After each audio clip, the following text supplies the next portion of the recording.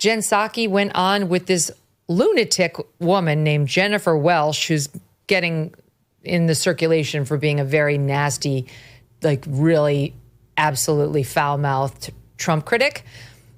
And that's really her only qualification, because I think she used to do some show on like gardening or something stupid. Gardening's nice. It's not dumb, but she seems like not a good time. Let's just say that. Okay. She went on that podcast and Psaki had some thoughts on you, Sean Spicer. She tried to pay you a compliment and then no. Watch. Oh, I thought we were going somewhere else on this. Every time I see Karoline Leavitt, who prays before she goes out there and lies her fat ass off. So she goes out there and lies, and it's propaganda after propaganda. Is there no check on that? I guess there's no law that the press secretary has to be honest, but does that break your heart to see what it's been turned into? It does. It breaks her heart. And I say this as obviously I worked in Democratic politics for 20-something years. I'm not shy about my views. But even for people who like Dana Perino, or dare I say even Sean Spicer, I don't know if I should use him as an example. It's a very different briefing room now than it was then. Dana Perino is probably a better example of this, right?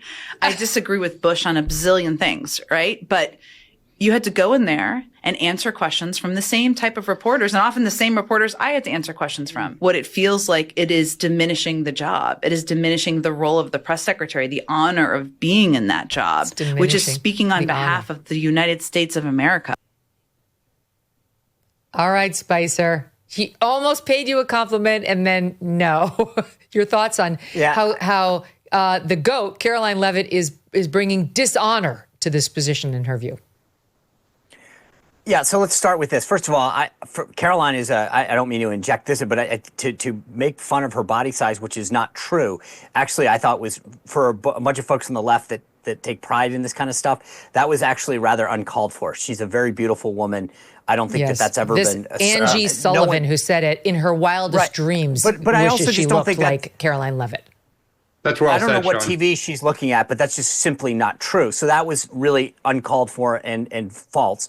Number two, I think that for Jen Psaki, who had the phrase circle back, I mean, to get up there and talk about integrity at the podium is a bit rich, right? And so I just don't, I find the whole fascination that these guys covered up one of the biggest issues in modern history in terms of the physical and mental decline of the president of the United States, and has the gall to come on and talk about how other people do the job.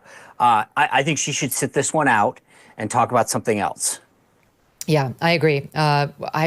She also told us how qualified Corinne Jean-Pierre to connect the segments. She said that she was the most qualified person to do the job, which by every account was a lie. So I don't really need to get lectured by Jen on truth and integrity and all that. She has a track record, speaks for itself. No, and then she continued her lying when she went to MSNBC, which is what you have to do to get hired there.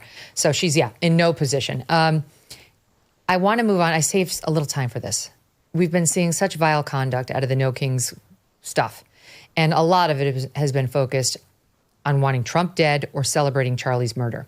And there's another one of those ladders in this clip that we have here of somebody celebrating Charlie's death. Hold on, it was just in front of me. Okay, here it is. Yeah. It's, okay, this is actually from the University of Arizona. And there's a Turning Point USA reps. They're there and they're setting up. And this woman walks by, and listen to what she says, 33A here. Hey, Nazis, can you set up somewhere where I can avoid you easily? Yeah, thank you. Have a great day. Nah, fuck you, Nazi. Watch your neck. Thanks. Watch your neck. And you heard the guy was so polite. Yeah, thank you. Have a nice day. That's all he said. Watch your neck. Fuck you, Nazi. Watch your neck. We've seen so much of this, and I genuinely do not on this show just bring up one instance of bad behavior and try to tar an entire side of it, because it's not fair. But somebody said something to me privately, and I was like, that's a very interesting point. You've got these young people like that gal who have been clearly radicalized, into saying something like, watch your neck. And then you've got these older people at these No Kings rallies who are wearing the 8647 sweatshirts and calling for ICE agents to get shot. And they don't consume the same media. Like, the older people are watching MSNBC, and the younger people, I think, are getting all their news from social media. So what's happening? Why? How can, if one group was going that way, I could kind of understand it and I would know who to blame. And the other same, but like it's both. It seems to have crossed a wide swath of the Democrat Party. And I just have to say, like, it's deeply concerning to me because, like, crazy left I can understand and I can deal with and I can argue against, but like wanting to see Republicans dead and celebrating Charlie's murder is a totally different kettle of fish. So sorry, Dan, but I'll ask you that one first. I know that's not you. I mean, I think one of the things that the No Kings rally, kind of sadly showed is just this continued focus on Donald Trump, the hatred of Donald Trump. It's like a group therapy session, the way people were kind of all together, like, yeah, we all still hate him, but the party is not moving forward. There's no, I mean, like, if the rally was on healthcare, right? Like, this is why we're shutting the government down, because we really want to fight for you. But instead, it's just this continued animation of, like, the fever will break. Like, at some point, you will realize your mistake. You will realize that we are right, you were wrong, and you're going to come back to us. And, whether it's celebrating the death of Charlie Kirk or just this, like, oops, if Trump happens to get shot, that's too bad. It's just they cannot move on from their obsession with him. It's holding the party back. What do you think, Mark? Well, lately I get a lot of complaints when I talk about Trump derangement syndrome. But I think it's, it is the explanation of our time. And as I said before, the party, whether they're MSNBC watchers or TikTok watchers or college students, they're addicted to hatred of Trump. That's their animation. That's their North Star. That's what gets them engaged in the national town square. And it's I think it's personally very self-destructive, but it's also not, as Dan said, it's not leading to a rebuilding of the party as a party focused on the future. I understand a lot of the issues that upset them. I don't understand why they're so upset about construction on the White House grounds, but I understand a lot of the issues that upset them. But they're channeling it into just a level of vitriol and an addiction to being obsessed with Trump and hating Trump and Charlie that I've never seen anything like it. And I don't, as much as I think about it and talk to people about it and study it, I don't really understand it. Mm-hmm. I don't want to understand it. I mean, here's the difference. One thing to hate Trump. It's another thing, Megyn, as you said, this isn't one clip. I see him over and over again the last few days after the No Kings rally.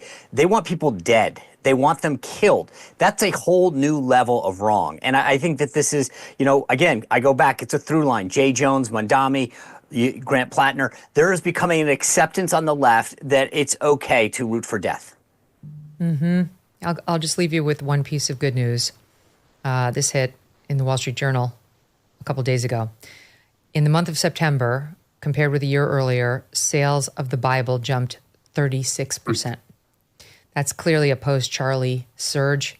People do feel deeply moved by his message of faith, and I don't think they're all Republicans. I do believe that there are Democrats in there, and those are the people who are going to bring us forward.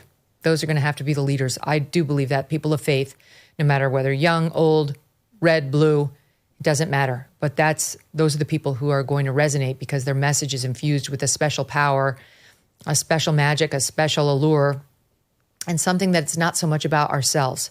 So if you're not one of them and you need one, go out and get one now for Charlie.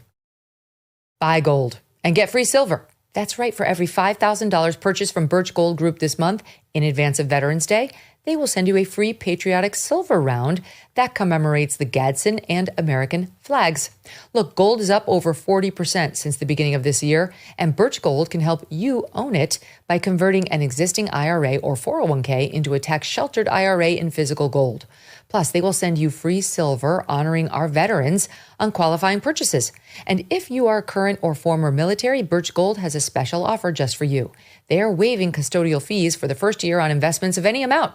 With an A+ rating from the Better Business Bureau and tens of thousands of happy customers, consider diversifying your savings into gold. Text MK to the number 989898 for a free info kit and to claim your eligibility for free silver, too, with qualifying purchase before the end of the month. Again, text MK to the number 989898. Message and data rates may apply. Thanks so much for watching. If you like what you just saw, hit the subscribe button for more clips and full episodes.